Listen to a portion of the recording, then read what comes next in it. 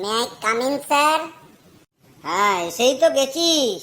মনে হচ্ছে যেন ইন্টারভিউ না দিতে এসে যেন ভারতনাট্যম নাচ করছিস।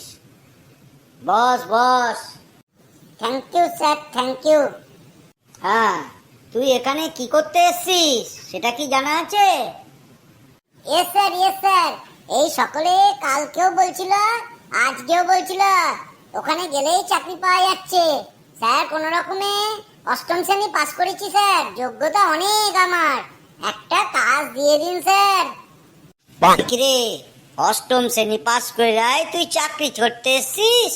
কত ভালো ভালো ছেলে, মাধ্যমিক পাস, ডিপ্লোমা হোল্ডার, কেউ চাকরি পাচ্ছে না, তুই কি করে পাবি? এটা আবার কি রে, কিছুই তো বোঝা যাচ্ছে না। দেখুন স্যার, দেখুন দেখুন, একটু ভালোভাবে দেখুন কি লেখা আছে। হ্যাঁ হ্যাঁ বাবা, বস বস, বুঝতে পেরেছি, এমএলএ টলাতে পারা। হ্যাঁ, খুব ভালো লাগলো। তাহলে স্যার কি বুঝলেন স্যার, আমার চাকরিটা হয়ে গেল তো? আরে হয়ে যাবে, হয়ে যাবে। আর একটা দুটো প্রশ্ন করতে দে, তোর সম্পর্কে কিছু আলোচনা করি। আমার খুব ভালো লাগলো, এমএলএ সাহেব আমাকে চেনেন, আমার জন্যই তো চিঠিটা পাঠিয়েছেন। শোন, ব্যাপারটা হচ্ছে আমরা পুলিশ বিভাগে কিছু কর্মচারী নেব। সামনে ভোট আসছে, এই ভোটের আগে কিছু কর্মচারী নিয়োগ খুবই জরুরি। যোগ্যতা অনুযায়ী তোদের পদ দেয়া হবে, মানে কি কাজ করবি। এই জন্যে আমরা ঠিক করেছি তোদের স্কুলের থেকে আমরা প্রায় 5-6 জনকে নেব। মোটামুটি 2 জনের ইন্টারভিউ হয়ে গেছে, আজকে হচ্ছে তুই 3য় নম্বর। এর পরের দিন আমি ভাবছি স্কুলে গিয়ে ইন্টারভিউগুলো নিয়ে নেব, তাহলে একটু তাড়াতাড়ি হয়ে যাবে। যতই হোক ভোট বলে কথা, ভোটের আগে তোদের অ্যাপয়েন্টমেন্ট লেটারটা আমাকে দিতেই হবে। কেন স্যার, ভোটের আগেই কেন, ভোটের পরে হলে হবে না? ভোটের ডিউটিতে আমার খুব ভয় লাগে স্যার। আরে এটাই তো তোরা বুঝবি না, এটাই তো আজকালকার ট্রেন্ড, এটাই চলছে। ভোটের আগে তোদের অফার লেটারটা দিয়ে দেব, তারপর বিভিন্ন কোর্টে বিভিন্ন রকম কেস হয়ে যাবে, আবার অফার লেটারটা বন্ধ হয়ে যাবে, কিন্তু তোরা তো ভোট দিয়ে দিবি অলরেডি। হ্যাঁ, চাকরি পেয়ে গেছি বলে খুব খুশি হবে সবাই। এমএলএ তলাটে পাড়ারও এমএলএ সাহেব খুশি হয়ে যাবে।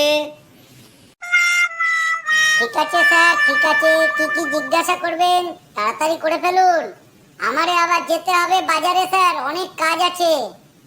না, তেমন কিছু জিজ্ঞাসা করার নেই, কারণ আজকালকার ছাত্র ছাত্রী যারা খুবই বুদ্ধিমান হয়, ওদের অল্প বললেই ওরা বুঝে যায়, ওই জন্যে আমাদের বেশি মাথা ব্যথা হয় না।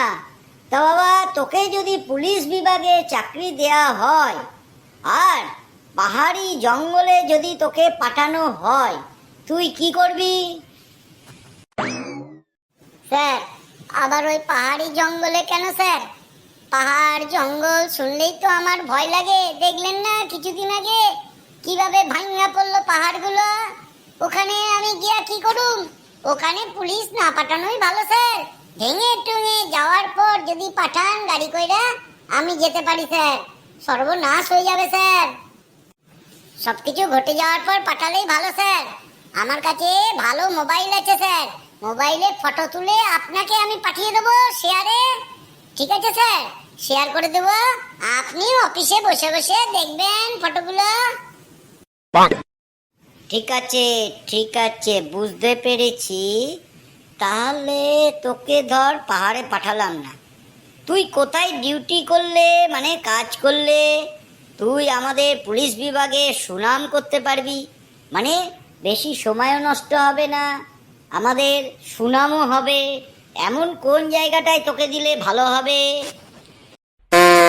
স্যার তার মানে আপনি বলতে চাইছেন আমাকে চয়েসেবল পোস্টিং দেবেন? তাহলে স্যার ওই বার, রেস্টুরেন্ট, পাড়ার চার মাথায় যেখানে খুব বাইক চলাচল করে, টোটোগুলো আজকাল খুব ঝামেলা করছে স্যার, ওই সব জায়গায় যদি আমাকে পোস্টিং দেন খুব ভালো হবে স্যার। হ্যাঁ, বুঝতে পেরেছি। ওইসব জায়গায় পোস্টিং নেওয়ার জন্য পুরো লাইন লেগে আছে, কিন্তু হঠাৎ তুই কি করবি গিয়ে ওখানে? স্যার, বার রেস্টুরেন্টে তো বাঁ হাতে ডান হাতে কামাবো স্যার। যারা একটু বেশি খেয়ে দিয়ে মাতলামি করতে করতে বেরোবে দেয়াল ধরে, তাদের কাছ থেকে নিয়ে নেব। প্রথমে পুলিশের ভয় দেখাবো, তারপর ও এমনি ভয় পেয়ে যাবে স্যার, পকেট থেকে কিছু বার করে দেবে। আর ওই চার মাথার মোড়ে স্যার ও ঠিক মেকআপ করে নেবো স্যার, ওইটা বলতে হবে না স্যার, ও আপনিও জানেন আমিও জানি স্যার। ঠিক আছে, ঠিক আছে, তোর নামটাও আমি নোট করে রাখছি।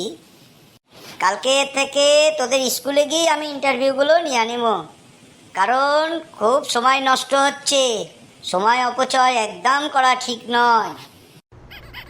তাহলে কি স্যার হেড স্যারকে বলে দিমু কিছু জলপানির ব্যবস্থা করতে? জলপানি লইবেন না জলপানির খরচা লইবেন? আরে না না, ওসব হেড স্যার সবই জানেন, তোর অত কিছু মাথা কামাতে হবে না। তুই শুধু একটু স্কুলে বলে দিবি, আমরা দুজন যাব, ইন্টারভিউ নেব, আর ওখানেই ফাইনাল করে দিব। ঠিক আছে স্যার, তাহলে আজকে চলি, বাই।